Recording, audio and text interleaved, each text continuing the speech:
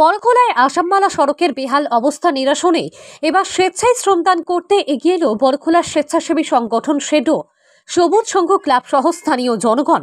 বৃহস্পতিবার সকাল থেকে স্বেচ্ছায় শ্রমদানে নেমে শিলচর জয়ন্তিয়া সড়কের বড়খোলা প্রথম খণ্ডের আসামমালা সড়কের বিশাল গর্ত থেকে জমা জলের নিকাশি ব্যবস্থা করে দেন তারা, যাতে ছোট ছোট যানবাহন, নিত্যযাত্রী ও স্কুল কলেজ পড়ুয়া সহজে যাতায়াত করতে পারেন।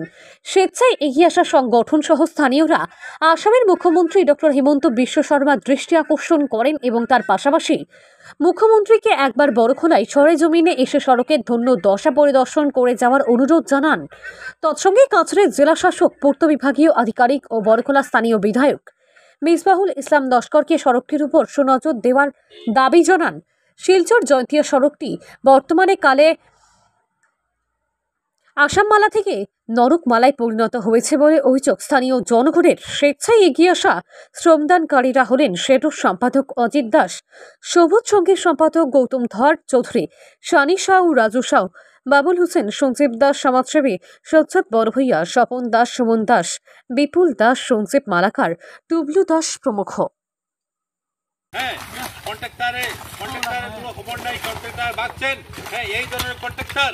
মানে আমাদের জীবনে আর দেখি নেই। এত মিথ্যাবাদী যদি প্রশাসনকে বলেন সবসময় মেনটেন্স করে যাচ্ছেন, কিন্তু মানে মিথ্যা প্রতিশ্রুতি বলেছেন প্রশাসনকে। মানে এই রাস্তার কারণে মানে টায়ার মতো খুলিয়া যায়, অ্যাক্সিডেন্ট হইব, বাচ্চা চাইছে ওই তো টায়ার গালি টায়ার এইরকম। আজকে আমাদের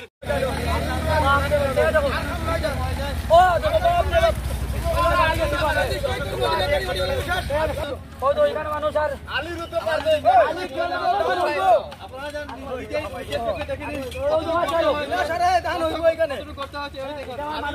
চলাফেরা করবো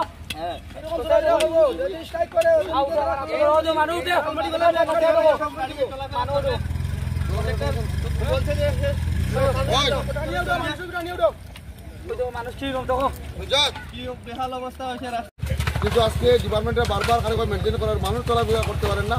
আজকে আমরা জনগণ বাধ্য হয়েছি বিভিন্ন স্বেচ্ছাসেবী সংগঠনরা, সেটাও সবুজ সংঘ এবং বিভিন্ন এখানে সমাজসেবী ভাইরা আমরা নিজেরা যাতে রাস্তাঘাট এবং অটো রিক্সার বাইরেও আসলে নামছে কমাই যেতে পারে।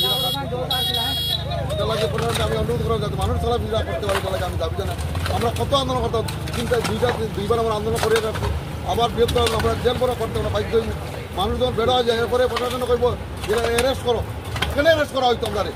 যদি আমরা প্রাণ দিতে লাগে আমরা প্রাণ দিতে প্রস্তুত আছি।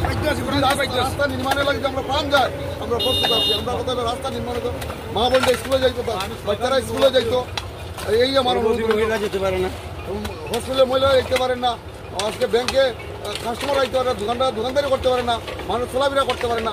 এটা লাগে এরপরে করে যদি রাস্তায় আন্দোলন করা হয় তাহলে প্রশাসন অ্যারেস্ট করে কোনো রাস্তা আন্দোলন করতে পারে না। আমার ওসি স্যারে কইছেন যে আপনারা স্ট্রাইক করতে পারেন, এটা কিন্তু আপনার প্রতিশ্রুতি দেওয়া সত্ত্বেও এই রাস্তাটা মেনটেন করতে পারেন। এরপরে আমরা অ্যারেস্ট করিলেন, আমরা অ্যারেস্ট লাগলে আমরা গুলি করতে লাগে করেন, আমরা রাস্তার বিনিময়ে দিয়ে আমরা গুলি করতে লাগে, প্রাণ দিতে লাগে, আমরা প্রাণ দিতে, আমরা রক্ত দিতে লাগে, আমরা রক্ত দিতে প্রস্তুত। রাস্তা আমরা চাই। কাজের এই দীর্ঘদিন আন্দোলন করেও কোনো কিছু না হওয়ার পরিপ্রেক্ষিতে আজকে বিভিন্ন স্বেচ্ছাসেবী সংগঠনরা, স্থানীয় মানুষ আমরা বাধ্য হয়েছি মানুষ যাতে চলাফেরা করতে পারে, তার লাগে আজকে আমরা নালাগুলা কাটি দিলাম সংগ্রামের মাধ্যমে।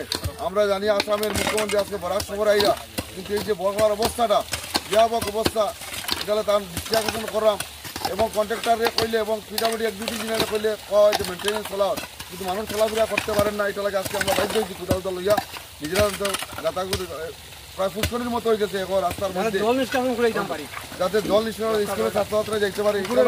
স্কুল আছে, স্কুলের ছাত্ররা স্কুলে যেতে পারে না, গর্ভবতী মহিলারা হসপিটালে যেতে পারে না, আজকে ব্যবসায়ীরা ব্যবসা করতে পারে না। দীর্ঘদিন থেকে বড়খোলার সমস্যা, আজকে কয়েক মাস থাকি বৃষ্টিদের আমরা জানি, কিন্তু মানুষের চলাফেরার লাগে তো ব্যবস্থা করে দেওয়ার লাগে এই কন্ট্রাক্টারদের আমরা অনুরোধ করলাম এবং পিডব্লিউডি ডিপার্টমেন্টের অনুরোধ করলাম।